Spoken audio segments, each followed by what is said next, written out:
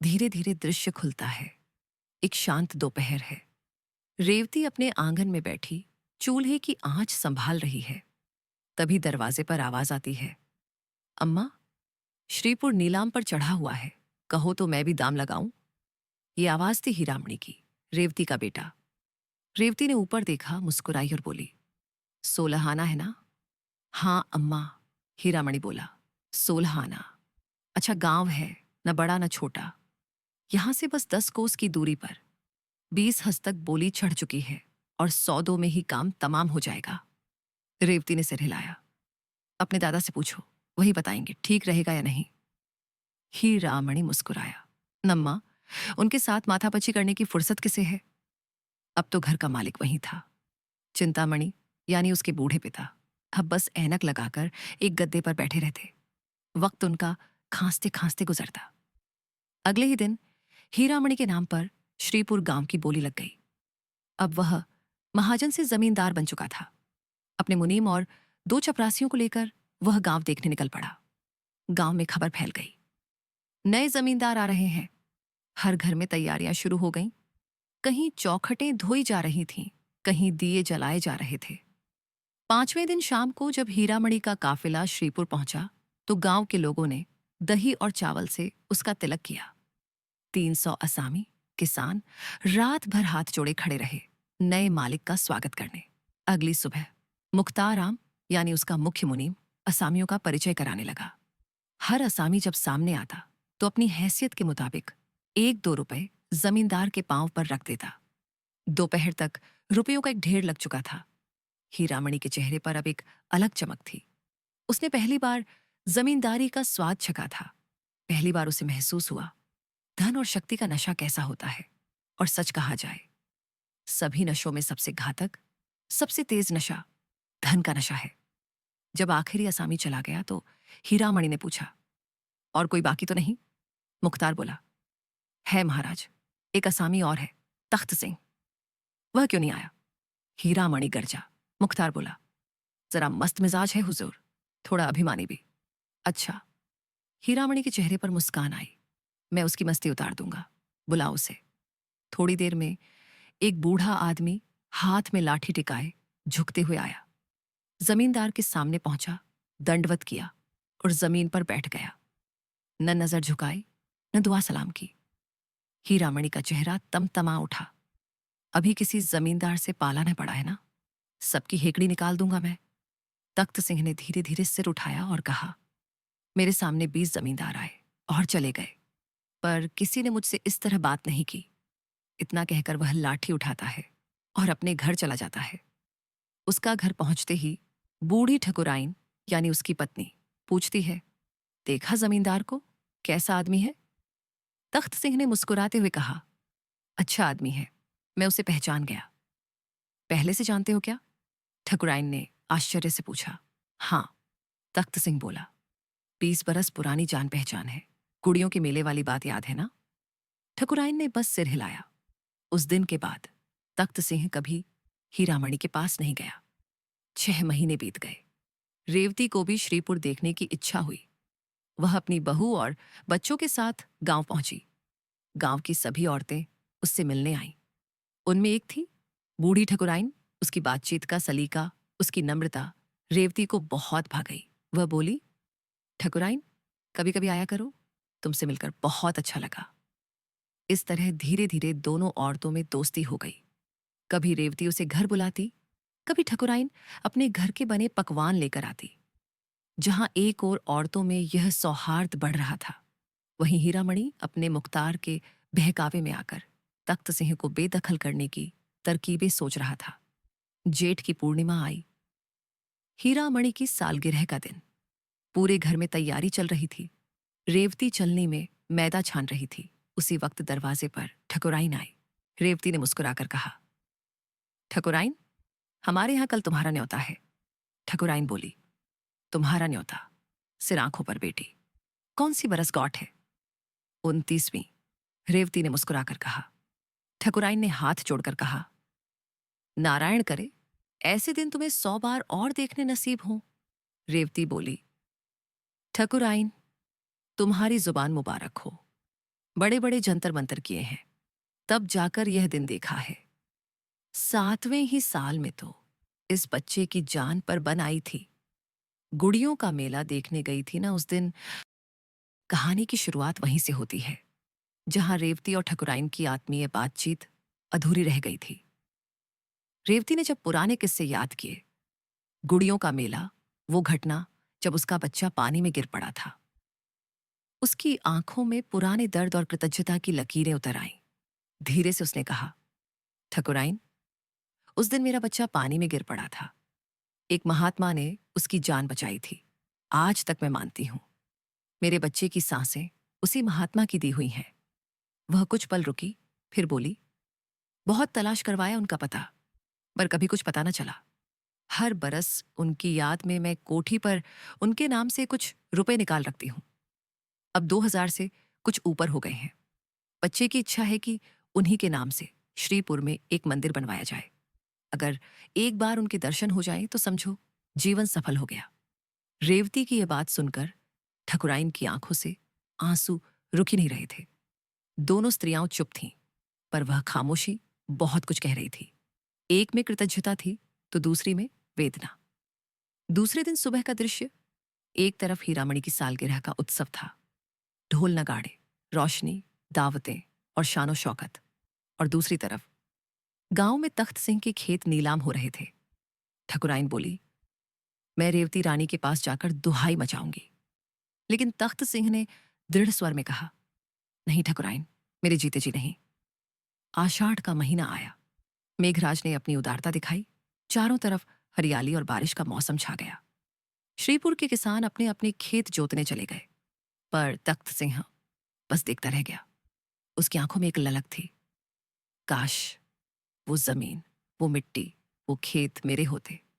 उसके पास अब बस एक गाय बची थी। वह रोज उसे चराने ले जाता।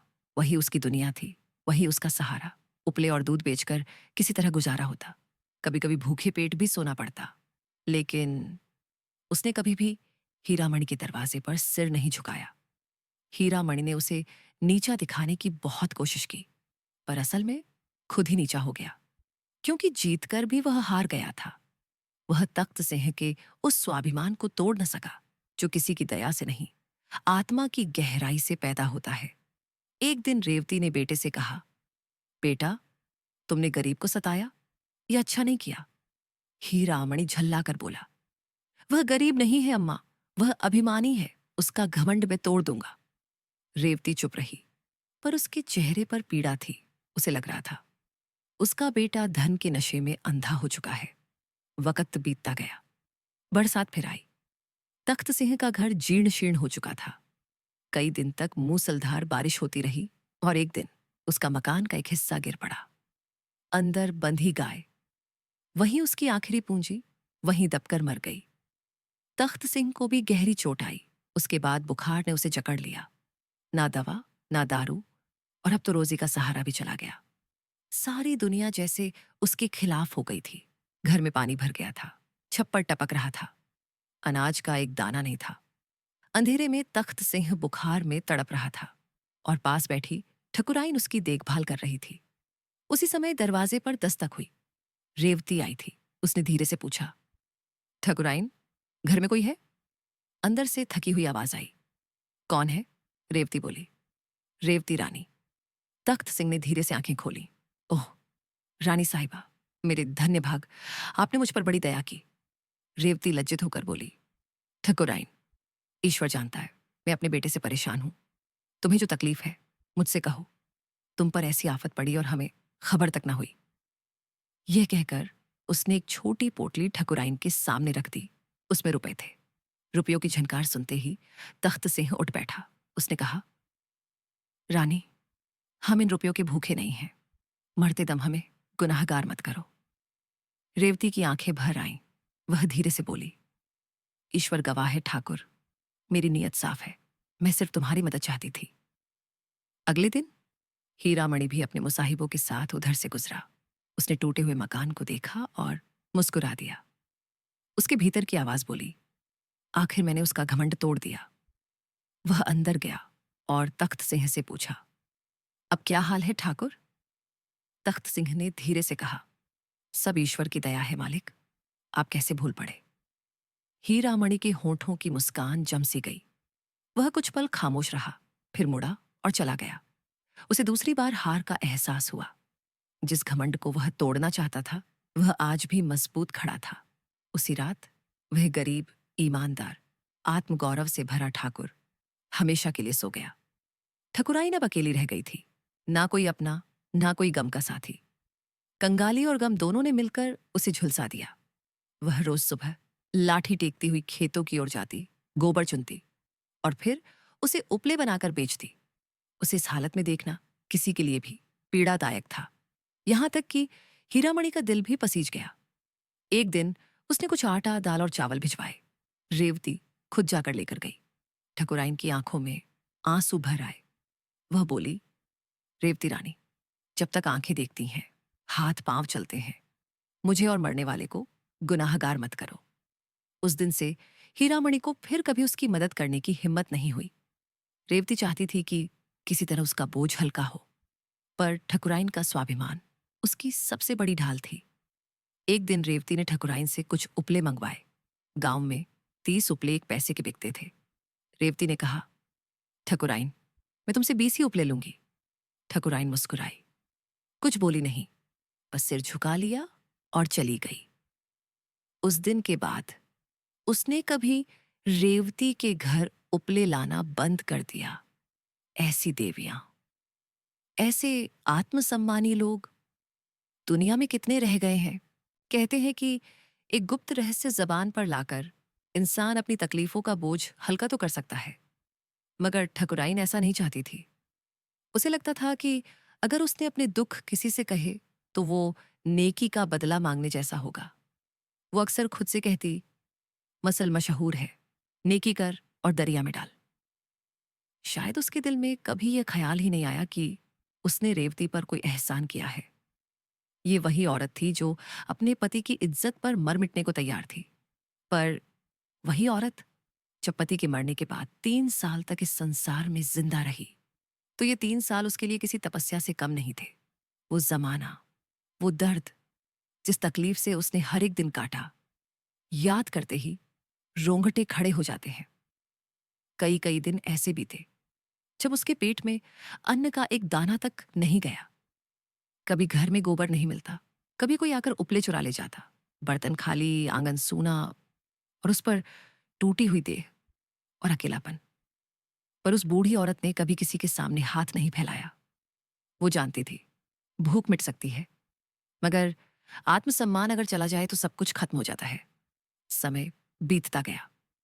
हीरामणि की शादी की सालगिरह का दिन आया। गांव में खुशी की लहर थी। ढोल की सुहानी आवाज गूंज रही थी। एक तरफ रसोई में घी की पड़ियां पक रही थी, उन मोटे ब्राह्मणों के लिए जो मेहमान बनकर आए थे। दूसरी तरफ तेल की पड़ियां गरीबों और भूखों के लिए। अचानक एक औरत भागती हुई आई और रेवती से बोली, ठकुराइन जाने कैसी हुई जाती है, तुम्हें बुला रही हैं। रेवती के दिल में अजीब सा डर बैठ गया। उसने मन ही मन कहा, हे भगवान, आज तो किसी तरह दिन निकल जाए, कहीं बुढ़िया मर न रही हो। वो सोच में पड़ी रही और जाने से कतराने लगी। पर तभी हीरामणि ने देखा कि रेवती जाने में हिचक रही है। उसे भी कुछ दिनों से ठकुराइन के प्रति दया आने लगी थी। वो खुद उनके घर की ओर चल पड़ा। रेवती पीछे पीछे। मकान पर पहुंचते ही देखा पूरा घर सन्नाटे में डूबा हुआ था। ठकुराइन का चेहरा पीला पड़ चुका था। सांसें उखड़ रही थीं और आंखों में जैसे जिंदगी की आखिरी चमक बाकी थी। हीरामणि उनके पास जाकर बोला, ठकुराइन, मैं हूं हीरामणि। ठकुराइन ने बड़ी मुश्किल से आंखें खोली और इशारे से उसे सिर के पास आने को कहा। धीरे धीरे टूटती सांसों के बीच वो बोली, मेरे सिरहाने एक पिटारी रखी है, उसमें ठाकुर की हड्डियां हैं और मेरा सुहाग का सिंदूर भी वही है। इन्हें प्रयागराज पहुंचा देना। इतना कहकर ठकुराइन ने आंखें बंद कर ली। हीरामणि ने पिटारी खोली। उसमें दोनों चीजें हिफाजत से रखी थीं और साथ ही एक छोटी सी पोटली में कुछ रुपए भी थे। शायद ये उसके अंतिम सफर का खर्च था। रात गहराती गई और उसी रात ठकुराइन के कष्टों का हमेशा के लिए अंत हो गया। रेवती को उस रात नींद नहीं आई। वो देर तक रोती रही और फिर जाने कब उसकी आंख लग गई। रात के सन्नाटे में उसे एक सपना आया। सावन का मेला लगा है, आसमान में घटाइयां छाई हैं। मैं कीरत सागर के किनारे खड़ी हूं। अचानक वो देखती है, हीरामणि पानी में फिसल कर गिर पड़ा है। वो छाती पीटती हुई चिल्लाती है, कोई बचाओ, कोई तो बचाओ मेरे ठाकुर को। तभी एक बूढ़ा आदमी पानी में कूदता है और हीरामणि को बाहर निकाल लाता है। रेवती उस आदमी के पांवों में गिर पड़ती है और रोते हुए कहती है, आप कौन हैं? आपने मेरी जान बचाई। वो मुस्कुराकर जवाब देता है, मैं श्रीपुर में रहता हूं, मेरा नाम तख्त सिंह है। सपना यहीं खत्म हो जाता है। श्रीपुर आज भी हीरामणि के कब्जे में है, मगर अब वहां की रौनक कुछ और ही है। जहां पहले तख्त सिंह का मकान था, वहीं आज एक सुंदर शिवालय बना हुआ है। उसके सामने एक पक्का कुआं और पक्की धर्मशाला भी है। मुसाफिर वहां ठहरते हैं और तख्त सिंह का नाम लेकर उनकी नेकी को याद करते हैं। कहते हैं, जो दिल से भलाई करता है उसका नाम मिटता नहीं। वो आने वाली पीढ़ियों के दिलों में हमेशा जीवित रहता है। अगर आपको ये कहानी पसंद आई हो तो लाइक करें, कमेंट करें और नो यू चैनल को सब्सक्राइब करना ना भूलें, क्योंकि ऐसी कहानियां हमें सिर्फ सुनने के लिए नहीं बल्कि महसूस करने के लिए होती हैं। मिलते हैं अगली कहानी में। तब तक के लिए धन्यवाद।